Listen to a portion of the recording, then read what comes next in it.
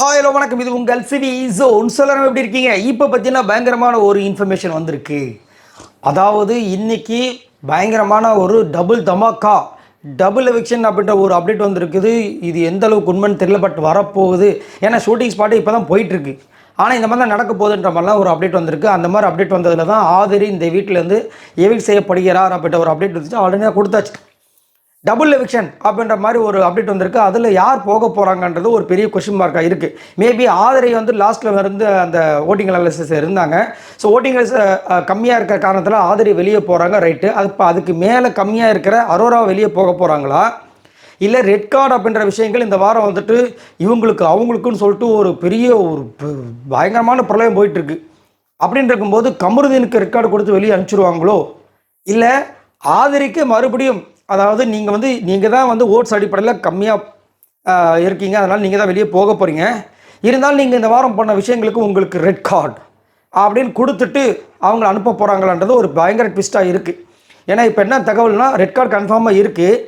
அதில் வந்து கமருதீனுக்கா இல்லை ஆதரிக்கு தான் கொடுக்குறாங்களான்றது இன்னுமே வந்து தெரியல. ஆனால் டபுள் எவிக்ஷன் இருக்குன்ற மாதிரியும் சொல்லிட்டு இருக்காங்க. ஸோ ஆதரிக்கு வந்துட்டு ரெட் கார்டு கொடுத்து தான் அனுப்புகிறாங்கன்ற மாதிரியும் ஒரு அப்டேட் வந்திருக்கு. அது மட்டும் இல்லாமல் ஏன் இந்த விஷயங்கள்லாம் வருது அப்படின்னா, ஆதரி இந்த வாரம் வந்துட்டு பண்ண விஷயங்கள் அந்த மாதிரி பயங்கரமான ஒரு பிரளயத்தை ஏற்படுத்துச்சு. அது மட்டும் இல்லாமல் இவங்க எங்கேருந்து வந்தாங்க உங்களுக்கே தெரியும். பூர்ணிமா, மாயா எவ்வளோ பெரிய ஆளுங்க அவங்க ரெண்டு பேரும். மாயா வந்துட்டு ரன்னர் நினைக்கிறான். அந்த அளவுக்கு ஒரு பர்ஃபார்மன்ஸு, எத்தனை அவங்களால கண்டென்ட் வந்திருக்கோம், அந்த சீசனை எப்படி போயிருக்கோம். அவங்களோட நெகட்டிவ்லாம் ஒரு பக்கம் இருந்தாலும் ஒரு வில்லன் இல்லைன்னா ஹீரோவால் வெளியே ஜொலிக்க முடியாதே. ஸோ அந்த மாதிரி ஒரு க்ரைட்டீரியாவில் வந்து ஸ்ட்ராங்கான ஒரு கண்டஸ்டண்டாக இருந்தாங்க.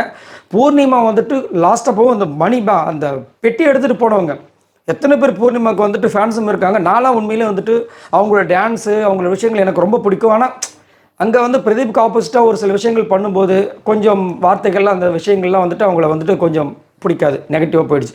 ஆனாலும் உண்மையிலேயே பார்க்க போனால் அந்த சீசன் பொறுத்த வரைக்கும் அவங்க ரெண்டு பேரும் ரொம்ப ஸ்ட்ராங்கான ஒரு கண்டஸ்டன்ட், எவ்வளோ நாள் ட்ராவல் பண்ணாங்க.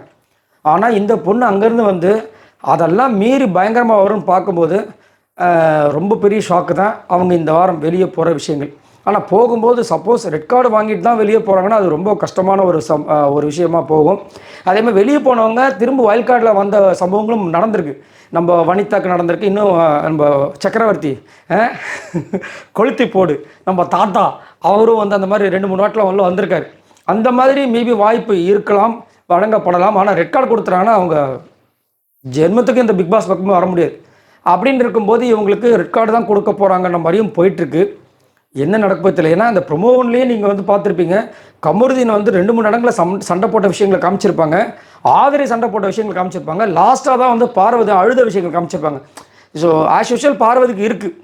அது வந்துட்டு வாரம் வந்துட்டு அவர் யாரை கலாய்க்கிறாங்களோ இல்லையோ கமருதீனையும் விஜய் பார்வதி வச்சு செய்வார்.